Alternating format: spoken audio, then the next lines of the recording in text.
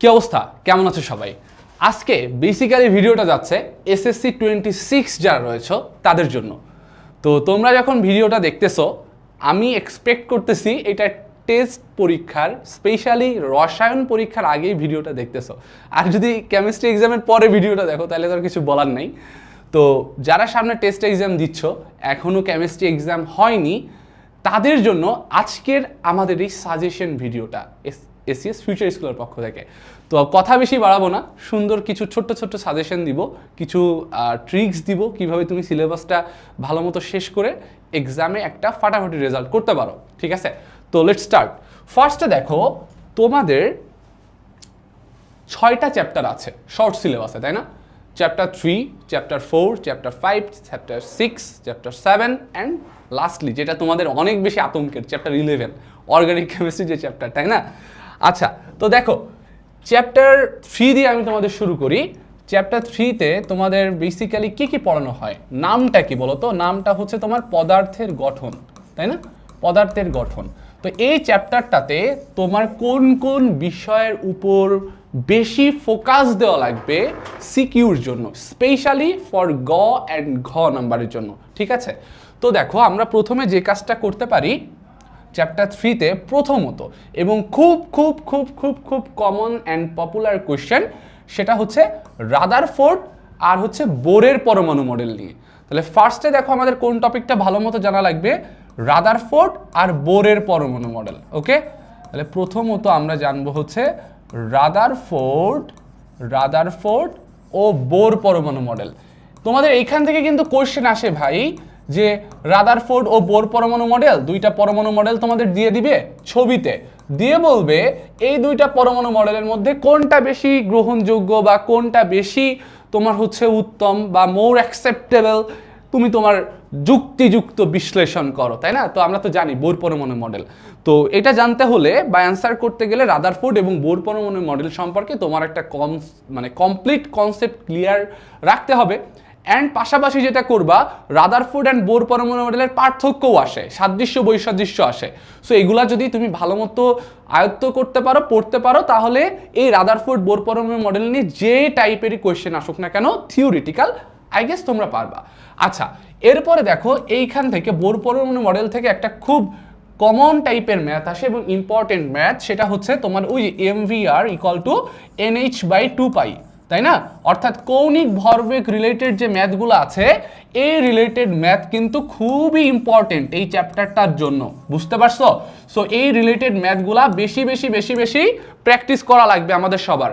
ঠিক আছে, আচ্ছা এরপরে দেখো আমাদের যেটা জানতে হবে সেটা হচ্ছে ইলেকট্রন বিন্যাস নিয়ে, ইলেকট্রন বিন্যাস। এবং এই ইলেকট্রন বিন্যাস রিলেটেড বেশ কিছু নিয়ম আছে, ওই নিয়মগুলো সম্পর্কেও কিন্তু আইডিয়া রাখা লাগবে, যেমন পূর্ণ অর্ধপূর্ণ নীতি, তারপর হচ্ছে আউটবাউ নীতি, n+l এর নীতি। আবার তোমার যখন n+l এর মান সমান হয়ে যায় তখন কোন অরবিটালের শক্তি বেশি কম হয়, এই সম্পর্কিত ভালোভাবে কিন্তু কনসেপ্টটা ক্লিয়ার রাখতে হবে। ওকে, এরপরে দেখো তোমার অরবিটাল রিলেটেড যেই টাইপের কোশ্চেন আসে, এবং এইখানে অরবিটাল রিলেটেড কোশ্চেন বলতে বেসিক্যালি আমি বোঝাচ্ছি কোয়ান্টাম সংখ্যা রিলেটেড যে কোশ্চেনগুলো আসে, কোয়ান্টাম সংখ্যা রিলেটেড, অর্থাৎ তোমাদের যে প্রধান কোয়ান্টাম সংখ্যা, সহকারী কোয়ান্টাম সংখ্যা, এই দুইটা কোয়ান্টাম সংখ্যা নিয়ে কিন্তু ভালো মতো আলোচনা করা হয়েছে। সো এই চ্যাপ্টারে এই রিলেটেড যেই টপিকগুলো আছে ভালো মতো পড়া লাগবে। এরপরে হচ্ছে আপেক্ষিক পারমাণবিক ভর রিলেটেড ম্যাথ। বাবা খুবই important, very very important part, বুঝছো?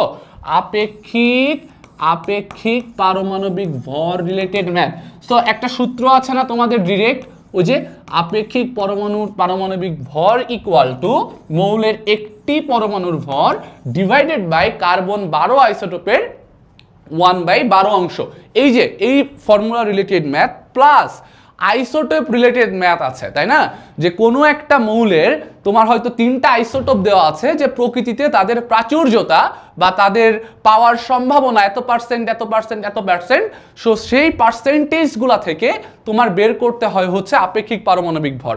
আবার কখনো কখনো আপেক্ষিক পারমাণবিক ভর দেওয়া থাকে, পার্সেন্টেজ বের করতে হয়, আবার তোমার সেখান থেকে পারমাণবিক ভর বের করে ওই মৌলটাকেও আইডেন্টিফাই করতে বলা হতে পারে।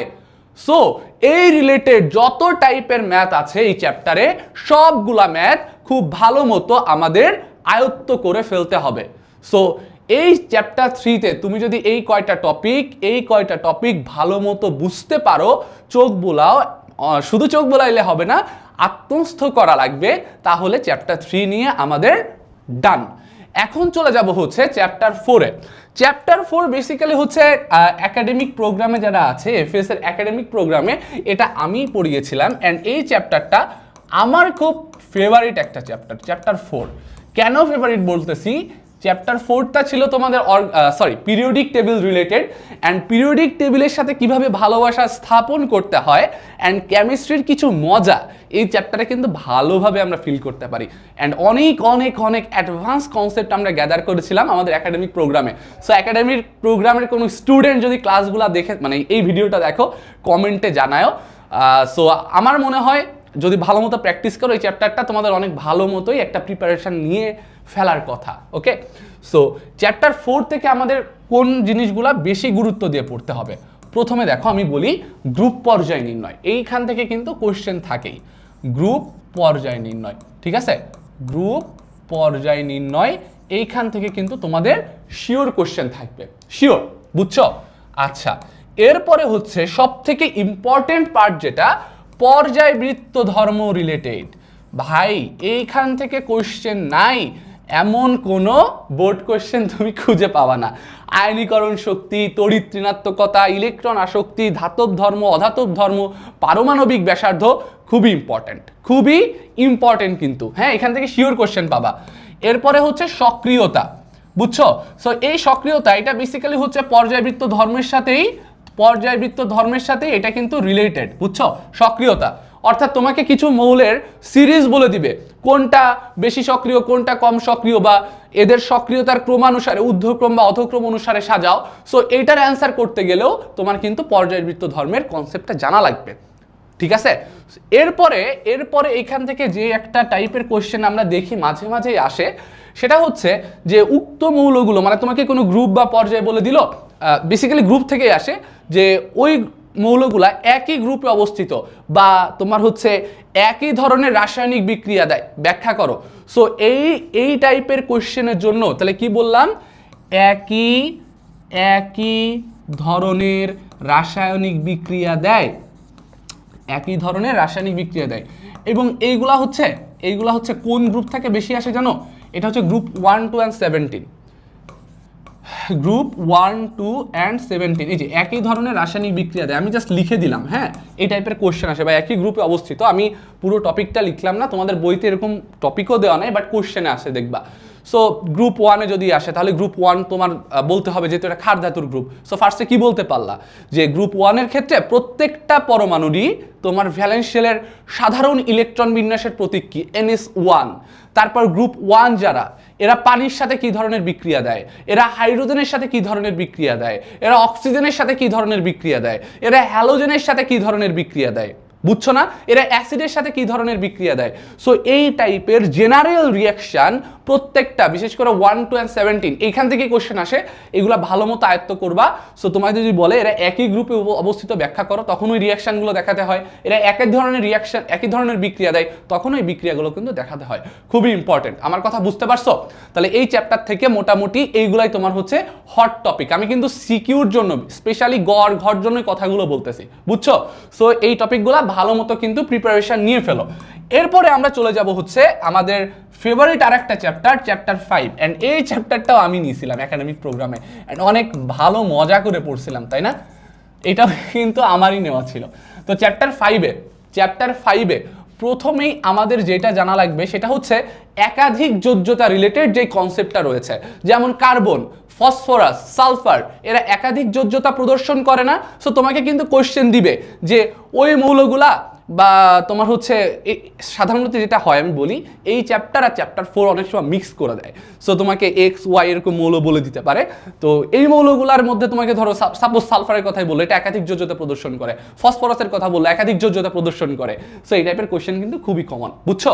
সো একাধিক যোজ্যতা রিলেটেড যেই তোমার কোশ্চেনগুলো আছে, একাধিক যোজ্যতা, বুঝছো না? একাধিক যোজ্যতা, প্রদর্শন। ঠিক আছে, আচ্ছা এরপরে কি আছে? এরপরে যেটা হচ্ছে বন্ধন, যেগুলো আছে বন্ধন। ভাই রে ভাই, এইখান থেকে যে কিভাবে কোশ্চেন আসে, আয়নিক বন্ধন, সমযোজী বন্ধন, তারপর হচ্ছে ধাতব বন্ধন, অনেক কোশ্চেন আসে, স্পেশালি আয়নিক আর সমযোজী কোশ্চেন মাস্ট আসবে, মাস্ট, কোনো ভুল নাই, ভালো মতো পড়বা।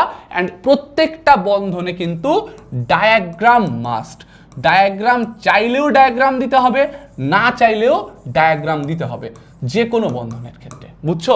অবশ্যই ডায়াগ্রাম দিতে হবে, অবশ্যই অবশ্যই অবশ্যই অবশ্যই, 3বার করে বললাম, তারপরও না দিলে মার খাবা।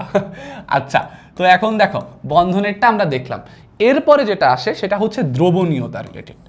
দ্রবণীয়তা, হ্যাঁ, তোমাকে বলে দেয়, মনে করো বললো হচ্ছে কার্বন টেট্রাক্লোরাইড, সোডিয়াম ক্লোরাইড, এর মধ্যে কোনটা পানিতে দ্রবণীয় হবে। অর্থাৎ ওই যে লাইক ডিজলভ লাইক নীতি, পোলার যৌগ পোলার দ্রাবকে, নন পোলার যৌগ নন পোলার দ্রাবকে, এই কনসেপ্ট রিলেটেড যে আমার কোশ্চেনগুলো আসে, সোডিয়াম ক্লোরাইডের পানিতে দ্রবণীয়, পটাশিয়াম ক্লোরাইডের পানিতে দ্রবণীয়, তারপর বলে যে ও একটা আয়নিক যৌগ দিয়ে বলবে এটা পানিতে দ্রবণীয় হলেও ওই যৌগটা পানিতে দ্রবণীয় না, বা ওই যৌগটা তোমার হচ্ছে কোনো নন পোলার দ্রাবকে দ্রবণীয়, কেন ব্যাখ্যা করো। সো এই দ্রবণীয়তা রিলেটেড কোশ্চেন লাগবে, এবং এইখানেও কিন্তু ওই ডায়াগ্রামটা দেওয়ার চেষ্টা করতে হবে। সোডিয়াম ক্লোরাইডের পানিতে দ্রবণীয়তা ডায়াগ্রাম আছে না, ওই টাইপের চিত্রগুলো কিন্তু অ্যাড করার চেষ্টা করবা, বুঝছো? এরপরে হচ্ছে মুক্ত জোড় বন্ধন জোড়, বলে দেয় যে এই যৌগে কয়টা মুক্ত জোড় আছে, বন্ধন জোড় আছে, এটা বের করতে। সো মুক্ত জোড় ও বন্ধন জোড় রিলেটেড, মুক্ত জোড় ও বন্ধন জোড় রিলেটেড যেই আমাদের টপিকটা আছে, এটাও ইম্পর্টেন্ট। তারপরে কি আছে? তাপ পরিবাহিতা, তাপ ও বিদ্যুৎ পরিবাহিতা, বুঝছো? এখান থেকেও কোশ্চেন আসে। সো এই কয়টা টপিক চ্যাপ্টার 5-এর জন্য আমাদের ডান, এই কয়টা পড়লেই হয়ে যাবে, চ্যাপ্টার 5 ডান হয়ে যাবে। ঠিক আছে, সো এই টপিকগুলা ভালো মতো প্রিপারেশন নিয়ে ফেলো। এরপরে আসতেছে হচ্ছে চ্যাপ্টার 6, চ্যাপ্টার 6। এরপরে কি আসতেছে? এরপর আসবে হচ্ছে চ্যাপ্টার 6। দেখো চ্যাপ্টার 6 হচ্ছে তোমার ওই যে রাসায়নিক ধারণার, সরি রাসায়নিক ধারণার তো মোল নিয়ে যে চ্যাপ্টারটা আছে, মোলের ধারণা, তাই না চ্যাপ্টারটার নাম, এরকম কিছু একটা।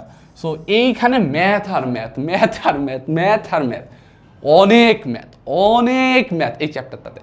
সো এই চ্যাপ্টারের ম্যাথগুলাই মেইনলি সাজেশন, সব ম্যাথগুলাই ভালো করতে হবে। সো আমি যদি একটু টাইপ ওয়াইজ ভাগ করতে চাই, প্রথমে হচ্ছে ঘনমাত্রা রিলেটেড ম্যাথ, বুঝছো না? ঘনমাত্রা রিলেটেড ম্যাথ, এইখানে সবই ম্যাথ, ঘনমাত্রা রিলেটেড ম্যাথ, বুঝছো? তারপরে হচ্ছে তোমার স্থূল সংকেত, স্থূল সংকেত আর হচ্ছে আণবিক সংকেত, স্থূল সংকেত ও আণবিক সংকেত ইম্পর্টেন্ট, স্থূল সংকেত আর আণবিক সংকেত, বুঝছো? এরপরে কোনটা ইম্পর্টেন্ট? স্থূল সংকেত, আণবিক সংকেত, যৌগের এটা বের করতে বলবে। এরপরে যেটা ইম্পর্টেন্ট, স্থূল সংকেত, আণবিক সংকেত, শতকরা সংযুক্তি বলে দেবে, যৌগে এই পরমাণুর এই মৌলের শতকরা সংযুক্তি কত বের করো।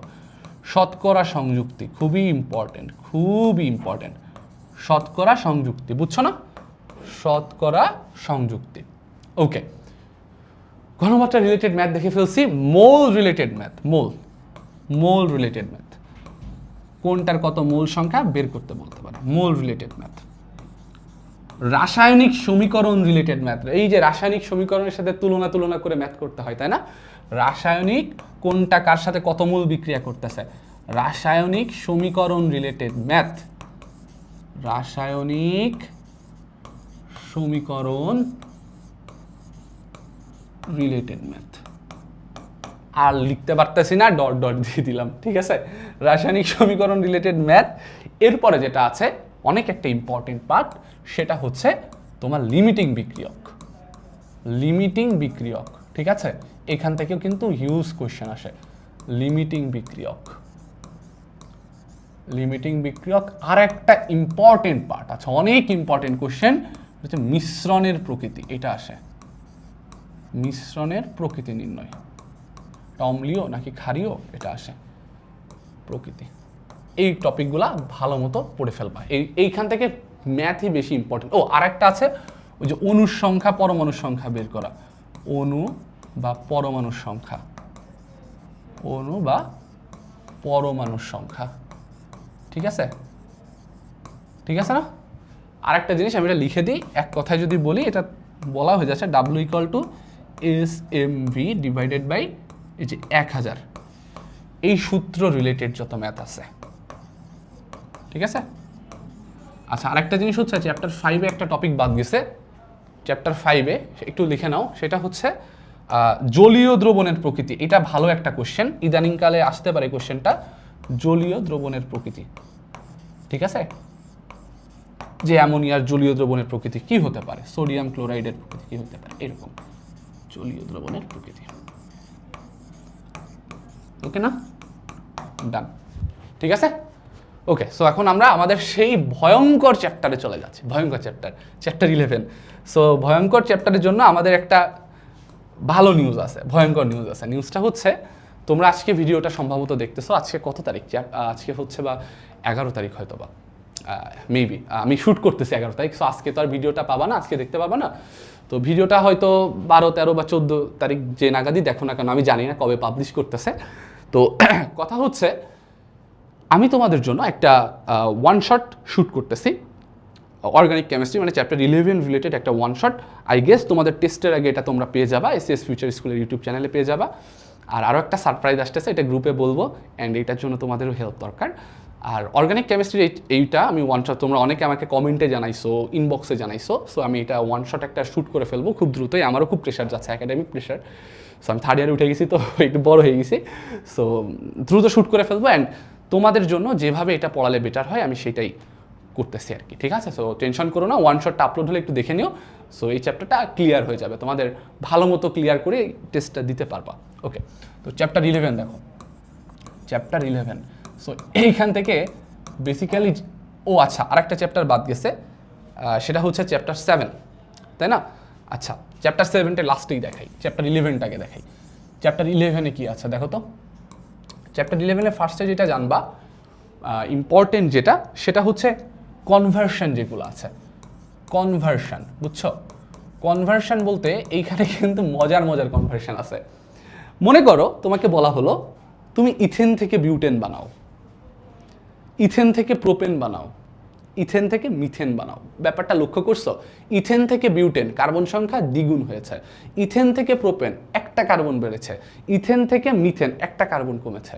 সো এই কনভার্সনগুলা অনেক বেশি ইম্পর্টেন্ট, অনেক বেশি ইম্পর্টেন্ট কথা। ঠিক আছে, এরপরে এই অ্যালকেন থেকে আবার জৈব অ্যাসিড বানাতে বলতে পারে, সেমইভাবে ইথেন থেকে ইথানোইক অ্যাসিড বলতে পারে, ইথেন থেকে প্রোপানোইক অ্যাসিড, ইথেন থেকে মিথানোইক অ্যাসিড, ইথেন থেকে butanoic acid. Corresponding alcohol, aldehyde, alkyl halide অনেক ইম্পর্টেন্ট। এই ইন্টার কনভার্সনগুলা ভালো মতো পড়বা, আমার কথা বুঝছো? এই জিনিসপাতিগুলা কিন্তু বেশি ইম্পর্টেন্ট। সো কনভার্সন, এইখানে রিয়াকশান ছাড়া আসলে আলটিমেটলি কথা বলার কিছু নাই। এই চ্যাপ্টার থেকে সাজেশন দিতে গেলে এই যেই কনভার্সন বললাম না, এই ইন্টার কনভার্সনগুলাই বেশি জরুরি। সো এক কথায় বলতে গেলে এই চ্যাপ্টারের মেইন সাজেশন হচ্ছে কনভার্সনগুলো বোঝা, রিয়াকশানগুলো বোঝা। অ্যান্ড এই কনভার্সনগুলো বোঝার অনেক মজার মজার সিস্টেম আছে, তুমি দেখলে বুঝবা, করালে বুঝতে পারবা। সো এই কনভার্সনগুলো ভালো বুঝতে হবে। অ্যান্ড যেটা বলবো সেটা হচ্ছে পলিমারকরণ যেই বিক্রিয়াটা আছে, হ্যাঁ, সো এই পলিমারকরণ বিক্রিয়াটা ভালো মতো দেখবা। আমি আবারও বলতেছি, এই চ্যাপ্টারে কিন্তু তুমি দেখে মনে করতেছো 2টা সাজেশন আর কিছু নাই, বাট এই কনভার্সনের মধ্যেই কিন্তু অনেক কিছু আছে, অনেক কিছু আছে, অনেক কিছু আছে। সো এই কনভার্সনগুলো, এই রিয়াকশানগুলা ভালো মতো বুঝতে হবে। অ্যান্ড প্রিপারেশান, প্রিপারেশান মানে কি, ওর মধ্যেই পড়ে যায় ওই যে একটা থেকে একটা তৈরি যেটা আর কি, বুঝছো? এটাই প্রিপারেশান, এটাই প্রস্তুতি। ঠিক আছে, ওই যে অ্যালকাইন থেকে অ্যালডিহাইড তৈরির প্রস্তুতি আছে না, ইথাইন থেকে তোমার হচ্ছে ইথানল কিভাবে তৈরি করা যায়, স্পেশালি এই প্রস্তুতি, এইগুলাই কনভার্সনের মধ্যে পড়তেছে। সো এইগুলো ভালো মতো বুঝে পড়তে হবে। আর আমার ওয়ান শটটা আসতেইছে, সো ভালো করবাই আমরা, ঠিক আছে না? করবো। সো এইগুলো একটু ভালো মতো দেখো। আচ্ছা, এবার চ্যাপ্টার 7, চ্যাপ্টার 7-এ যেটা দরকার, চ্যাপ্টার 7-এ আমাদের বেসিক্যালি যেখান থেকে বেশি কোশ্চেন আসে, প্রথমত বিক্রিয়া রিলেটেড কিছু কোশ্চেন আসে। বিক্রিয়া রিলেটেড কি কোশ্চেন? বিক্রিয়া রিলেটেড কোশ্চেনগুলো আসে হচ্ছে বেশি আসে যেটা তোমার আর্দ্র বিশ্লেষণ বিক্রিয়া আছে, যেগুলো বেশি আসে, আমি তো আগে লিখতেছি, আর্দ্র বিশ্লেষণ বিক্রিয়া, বুঝছো? তারপরে হচ্ছে তোমার মানে পানি বিশ্লেষণ যেটাই বলো, তারপরে হচ্ছে অধঃক্ষেপণ বিক্রিয়া, তারপরে হচ্ছে তোমার প্রশমন বিক্রিয়া। এই 3টা বিক্রিয়া অনেক বেশি ইম্পর্টেন্ট। আমার কথা বুঝছো? অনেক বেশি ইম্পর্টেন্ট। এরপরে তোমার যেগুলো আরও দরকার, এগুলোও ভালো আইডিয়া রাখতে হবে। সেটা হচ্ছে তোমার সংযোজন, সংশ্লেষণ, পলিমারকরণ, ঠিক আছে? এগুলা কিন্তু বেশি ইম্পর্টেন্ট, এগুলা দেখে ফেলো, এগুলাও ইম্পর্টেন্ট, দেখা লাগবে, ঠিক আছে না? বেশি ইম্পর্টেন্ট। এই ছাড়াও বাদ বাকি যে টাইপের রিয়াকশন আছে ওগুলাও দেখবা, বাট এগুলো একটু বেশি ভালো করে দেখবা। আচ্ছা, এরপরে এখান থেকে আর কি কোশ্চেন আসতে পারে বলো তো? এখান থেকে আর কি আসার মতো কোশ্চেন আছে? খুবই ইম্পর্টেন্ট একটা জায়গা, সেটা হচ্ছে লা শাতেলিয়ার নীতি। ভাই খুবই ইম্পর্টেন্ট। এখান থেকে লা শাতেলিয়ার নীতি, এখান থেকে কিন্তু ভালো একটা অ্যামাউন্টের কোশ্চেন আসে। লা শাতেলিয়ার নীতি তোমাকে 3টা প্রভাবক তাপ, চাপ, ঘনমাত্রা 3টা নিয়ে আলোচনা করতে বলতে পারে, আবার শুধু চাপ বা ঘনমাত্রা বা শুধু তাপ এটা নিয়েও আলোচনা করতে বলতে হতে পারে, বা বলে দিতে পারে নিচের 1, 2 এর মধ্যে কোনটায় তাপের প্রভাব আছে বা কোনটা চাপের প্রভাব আছে বা কোনটায় লা শাতেলিয়ার নীতি কার্যকর হবে, এই টাইপের কোশ্চেন আসে। এবং আরেকটা ইম্পর্টেন্ট যে কোশ্চেন এখান থেকে আসে সেটা হচ্ছে হেবার প্রণালী, অ্যামোনিয়ার যেটা তৈরি হেবার প্রণালী। এটা দেখবা, হেবার প্রণালীতে লা শাতেলিয়ার নীতির ক্ষেত্রে বেশ কিছু একটু চেঞ্জ আসে, ক্যাটালিস্ট আসে, তাপমাত্রার কিছু পরিবর্তন আসে, বুঝছো, চাপের কিছু চেঞ্জ আসে। সো হেবার প্রণালী এটা কিন্তু এই চ্যাপ্টারের একটা ভালো আসার মতো কোশ্চেন। এবং লা শাতেলিয়ার নীতি বললাম না, এবং এইখান থেকে এই টাইপের কোশ্চেনও দেয় ম্যাক্সিমাম প্রোডাক্ট তুমি কিভাবে পাবা। ম্যাক্সিমাম প্রোডাক্ট মানে সর্বোচ্চ উৎপাদ পাওয়ার প্রক্রিয়া, কৌশল, ঠিক আছে? সর্বোচ্চ উৎপাদ পাওয়ার কৌশল। সো এই চ্যাপ্টার থেকে এই যে টপিকগুলার কথা বললাম ঘুরে ফিরে, এই টপিকগুলা কিন্তু আমাদের বেশি ইম্পর্টেন্ট। অ্যান্ড এই টপিকগুলা ভালো মতো যদি তুমি প্রিপারেশান নিতে পারো, আই গেস তোমার কোনো প্রবলেম হবে না, বুঝছো না? ঠিক আছে?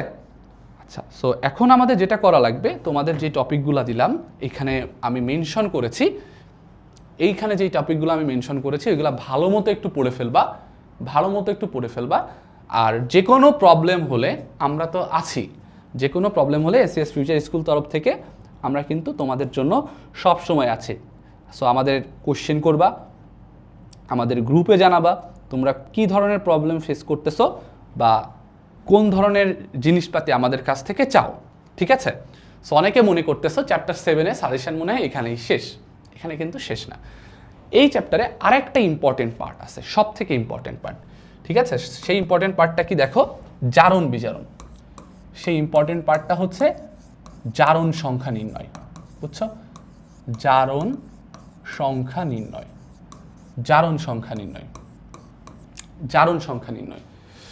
আচ্ছা, জারণ সংখ্যা নির্ণয়ের পরে যেটা আমাদের দেখা লাগবে, খুবই কমন একটা কোশ্চেন, জারণ বিজারণ যুগপৎ ঘটে।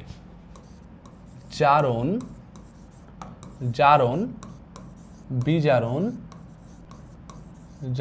বিজারণ যুগপৎ ঘটে। এই যে কোশ্চেনটা দেখতেছো না, এটা এমন কোশ্চেন নাই যে আসে নাই। এবং আরো একটা জিনিস, আচ্ছা এটা এর মধ্যেই চলে আসবে, জারণ বিজারণ যুগপৎ ঘটে, এটার মধ্যেই চলে আসবে ওই যে ইলেকট্রনিক সমতা, জারণ বিজারণের ইলেকট্রনিক সমতা, খুবই ইম্পর্টেন্ট।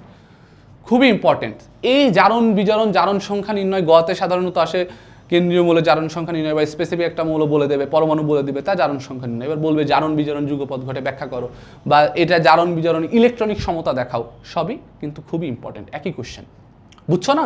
সো এই চ্যাপ্টার থেকে এই যে টপিকগুলো বললাম, এই টপিকগুলো ভালো মতো প্রিপারেশান নিলে আশা করতেছি আমাদের টেস্ট এক্সামটা অনেক বেশি ভালো হবে। অ্যান্ড তোমাদের জন্য আরেকটা কিন্তু রিসোর্স আছে, ফ্রি রিসোর্স, সেটা হচ্ছে আমাদের শিওর শট। তোমরা যদি এসিএস ফিউচার স্কুলের আমাদের হচ্ছে ইউটিউব চ্যানেলে যাও, তাহলে সেখানে দেখবা শিওর শট দিয়ে একটা প্লে লিস্ট আছে। সেখানে তোমাদের এই শর্ট সিলেবাসের উপরে আমরা কিন্তু সিকিউর উপর ডেডিকেটেড একটা ক্লাস নিয়েছি, প্রত্যেকটা চ্যাপ্টারের এমসিকিউর উপর ডেডিকেটেড একটা ক্লাস নিয়েছি।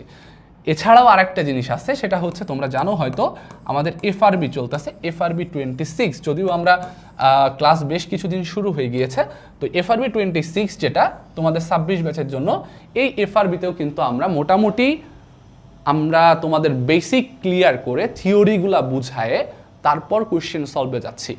সো যাদের প্রিপারেশনটা একটু কম আছে, একটু ল্যাকিংস আছে, তারা কিন্তু এফআরবি 26 দিয়ে ভালো একটা প্রিপারেশন তুমি গেইন করতে পারো।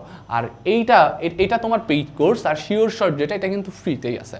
সো তুমি আমাদের চ্যানেলে যাবা, লাস্ট ইয়ারেরও দেখবা ওয়ান শট ক্লাস আছে ফ্রিতে, আমরা সব চ্যাপ্টারগুলাই ফ্রি করে দিছি ওয়ান শট ক্লাস। সো ওইগুলা দেখলেও তুমি একটা ভালো প্রিপারেশন নিয়ে ফেলতে পারবা। সো তুমি এখন পেইড নিবা নাকি আমাদের ফ্রি ক্লাস করবা, তোমার উপরেই। কজ এসিএস ফিউচার স্কুল আমরা সবসময় তোমাদের জন্য কন্টেন্টের একটা বেস্ট প্ল্যাটফর্ম তৈরি করতে চাই। সো এই সাজেশনগুলো ফলো করো, ভালো মতো পরীক্ষা দাও, আর আমরা প্রত্যেকেই চাই তোমরা এসএসসিতে অনেক ভালো রেজাল্ট করো। আর ছোট্ট একটা সাজেশন থাকবে, সেটা হচ্ছে তোমরা যখন ফাইনাল এক্সাম দিবা, টেস্ট বলো বা এসএসসি বলো, একটু টাইমটা ম্যানেজ করার চেষ্টা করবা, টাইম ম্যানেজমেন্টটা যেন ঠিক থাকে। অনেক সময় আমরা দেখি যেটা হয়, সেটা হচ্ছে গিয়ে তুমি এক্সাম দিচ্ছ, বাট তোমার খেয়াল নাই যে তুমি টাইম কতটা পাস করে ফেলতেছো। সো এটা করলে কিন্তু হবে না। আর বাসায় যখন প্র্যাকটিস করবা, সিকিউ প্র্যাকটিস করতে পারো, বা বেশি বেশি এক্সাম দেওয়ার ট্রাই করবো অফলাইনে, সেটা অনেক বেশি ইম্পর্টেন্ট। আর এমসিকিউ যখন প্র্যাকটিস করবা, অবশ্যই স্টপ ওয়াচ অন করে নিবা, স্টপ ওয়াচ অন করে এমসিকিউগুলো প্র্যাকটিস করবা। সো সবাই কনসেপ্ট ক্লিয়ার করে রাখো। তোমরা জানো এসএসসির কোশ্চেন প্যাটার্ন, খাতা দেখার প্যাটার্ন অনেক কিন্তু চেঞ্জ হয়েছে, তাই না? সো এই চেঞ্জটাকে আমাদের পজিটিভলি নিতে হবে, কারণ এখন আমরা পড়াশোনার প্রতি তাহলে এনকারেজ করা হচ্ছে। সো আমরাও চাই তোমরা ভালো রেজাল্ট করো, বাট পড়ালেখা করে কিন্তু এখন ভালো রেজাল্টটা করতে হবে। সো আমাদের সব রিসোর্স তোমাদের হাতে আছে, জাস্ট এখন ইউটিলাইজ করতে হবে, ইউজ করতে হবে, সব কিছু তোমাদের হাতে। সো তোমাদের জন্য অনেক শুভকামনা, এই টপিকগুলো ভালো মতো দেখো। অ্যান্ড সামনে তোমাদের জন্য ফ্রিতেই একটা সাজেশন লাইভ ভিডিও আসতেছে, সেখানে আমরা আরও ডিটেলসের সাজেশন, আরও কিছু নিয়ে তোমাদের সামনে আলোচনা করব, লাইভেই কথা হবে। তোমাদের কোয়েশ্চেন কোয়ারি থাকলে অ্যান্সার দিব, কোয়েশ্চেনগুলো আমরা উত্তর দিয়ে দিব, প্যারা নাই। সো সবাই অনেক ভালো থাকো, সুস্থ থাকো, ভালো মতো এক্সাম দাও, সবার একটা ফাটাফাটি রেজাল্টের অপেক্ষায়।